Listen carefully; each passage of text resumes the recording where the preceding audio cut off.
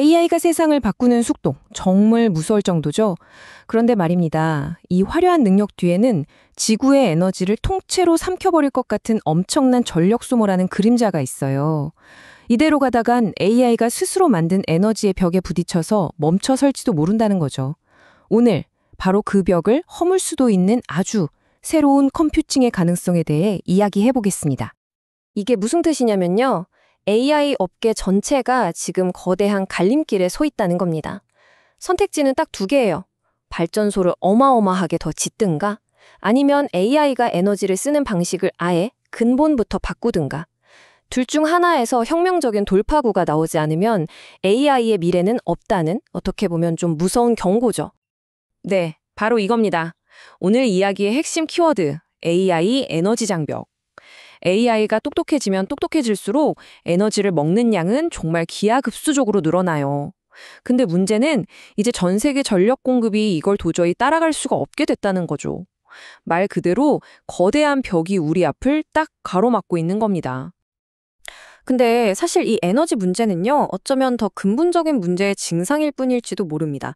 튜링상 수상자인 얀 르쿤 같은 석학들이 뭐라고 하냐면요. 지금 AI가 개념적 장벽에 부딪혔다는 거예요. 지금의 AI는 진짜 세상을 이해해서 답을 내놓는 게 아니라 그냥 방대한 데이터를 보고 아, 이럴 땐 보통 이렇게 대답하더라 하면서 패턴을 그럴듯하게 흉내내는 것에 가깝다는 거죠. 진짜 똑똑해서가 아니라 무식하게 계산으로 밀어붙이는 방식이니까 에너지가 그렇게 많이 필요하다는 겁니다. 자, 그럼 이 문제가 대체 얼마나 심각한 건지 현실로 한번 들어가 볼까요? 이거 먼 미래 얘기가 절대 아닙니다. 바로 지금 벌어지고 있는 일이에요. 전 세계의 데이터 센터들이 AI 돌릴 전기가 없어서 지금 난리거든요. 심지어 어떤 곳은 아예 데이터 센터를 더 짓지 말라고 허가조차 안 내줄 정도예요. 위기는 정말 코앞에 와 있는 거죠. 결국 우리에게 남은 길은 딱 두 가지입니다. 보시는 것처럼 아예 발전소를 어마어마하게 더 지어서 에너지 공급량을 확 늘리던가 아니면 AI 자체가 쓰는 에너지, 그러니까 연비를 획기적으로 개선하던가 둘 중 하나죠. 자, 여기서 중요한 포인트가 나옵니다. 기존에 하던 방식대로 반도체 칩 성능 조금 개선하는 걸로는 어림도 없다는 거예요. 판 자체를 아예 새로 짜야 한다는 거죠. 이 문장이 정말 핵심을 딱 짚드는데요. 생각해보세요. 지금 우리가 쓰는 AI 칩, GPU는 사실 AI를 위해 태어난 게 아니에요. 원래 비디오 게임, 그래픽 처리하려고 만든 거거든요. 거기에 AI를 어찌어찌 얹어서 발전시켜 온 거죠. 그러니까 처음부터 AI에 최적화되게 설계된 게 아니라 있던 환경에 맞춰서 그냥 진화해온 거예요. 당연히 비효율적일 수밖에 없겠죠? 보시는 것처럼 기존 방식은 이제 막다른 길에 다다랐어요. 왜냐하면 칩 안에서 데이터를 여기서 저기로 옮기는 데 쓰는 에너지가 진짜 어마어마하거든요. 이게 뭐랑 비슷하냐면 엔진은 진짜 좋은데 동력을 바퀴까지 전달하는 과정에서 에너지가 줄줄 새는 자동차 같은 거예요. 연비가 최악인 거죠. 그러니까 이제는 처음부터 AI라는 목적지를 향해 달리도록 설계된 완전히 새로운 종류의 자동차가 필요한 겁니다. 그럼 정말 방법이 없는 걸까요? 이 거대한 벽을 넘을 방법은?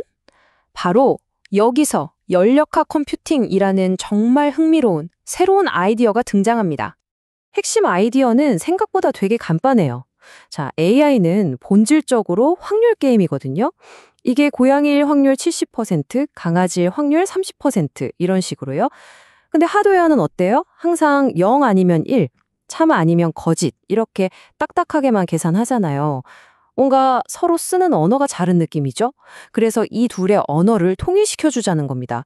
확률적으로 생각하는 소프트웨어에 아예 하드웨어도 확률적으로 작동하게 만들어주자 이겁니다. 이 혁신의 심장부에는 연력학 샘플링 장치, 줄여서 TSU라는 게 있습니다. 이게 뭐냐면요. 기존 컴퓨터는 수학 문제 풀듯이 딱 정해진 답 하나를 계산해내잖아요. 근데 TSU는 그게 아니라 마치 여론조사처럼 여러 가능성들 중에서 가장 그럴듯한 후보들을 몇 개 뽑아내는 샘플링하는 장치라고 생각하시면 쉬워요. 바로 이 지점에서 컴퓨팅에 대한 패러다임이 완전히 바뀌는 겁니다. 왼쪽의 프로세서가 깔때기처럼 정답 딱 하나만 걸러내는 방식이라면 오른쪽의 샘플러는 가능성이라는 넓은 바다에 그물을 던져서 유력한 후보들을 여러 개 건져 올리는 방식인 거죠. 핵심은 정답을 계산하는 게 아니라 가능성을 탐색한다는 겁니다. 완전히 다른 접근법이죠. 가능성을 건져 올린다. 듣기만 해도 되게 흥미롭지 않나요? 그럼 이 신기한 샘플러라는 게 대체 어떻게 작동하는 건지 이제 그 속을 한번 같이 들여다보시죠. TSU가 에너지를 아끼는 비밀은요, 아주 똑똑한 도시 설계에 비유할 수 있어요. 기존 방식이 모든 정보를 서울에 있는 중앙 처리 장치로 보내서 처리하느라 교통체증이 엄청났다면 TSU는 그냥 각 지역에서 할 일은 알아서 하고 정보 교환은 바로 옆 동네랑만 하는 거예요. 그러니까 불필요한 데이터 이동, 즉 교통체증이 사라지니까 에너지 낭비가 확 줄어드는 거죠. 정말 기발하죠? 이 TSU라는 도시를 만드는 가장 작은 벽돌, 그게 바로 P빗, 확률적 비트라는 겁니다. 1번 비트는 동전의 앞면 0, 아니면 뒷면 1, 딱 둘 중 하나잖아요. 근데 이 P빗은 계속해서 던져지고 있는 동전 같은 거예요. 근데 더 신기한 건 이 동전이 조작된 동전이라는 겁니다. 예를 들어서 앞면이 나올 확률은 70%로 해줘. 뒷면은 30%로. 이렇게 우리가 확률을 프로그래밍 할 수 있는 아주 특별한 동전인 거죠. 여기서 말하는 것처럼 비트 하나만 놓고 보면 그냥 동전 던지는 것처럼 단순하고 별거 아닌 것처럼 보일 수 있어요. 하지만 레고 블록 하나는 별거 아니지만 수백만 개가 모이면 엄청난 성을 만들 수 있잖아요? 그거랑 똑같습니다. 이 수많은 비트가 모여서 복잡한 문제에 해답을 샘플링할 수 있는 강력한 컴퓨터, 바로 TRS-SU가 되는 겁니다. 자, 그럼 정리해 볼까요? 우리는 지금 TSU와 PBC라는 아주 새로운 무기를 손에 넣었습니다. 그럼 이제 이 무기를 들고 우리가 맨 처음에 이야기했던 그 거대한 적, AI 에너지 위기 앞으로 다시 가보겠습니다. 과연 이 기술이 게임 체인저가 될 수 있을까요? 근데 아무리 좋은 하드웨어, 즉 자동차가 있어도 거기에 딱 맞는 소프트웨어, 즉 열쇠가 없으면 무용지물이겠죠?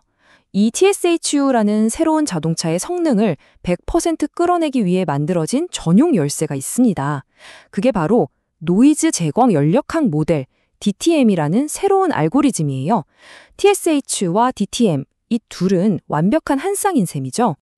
그리고 이 완벽한 한 쌍에 만들어낼 수 있는 결과가 정말 믿기지가 않습니다.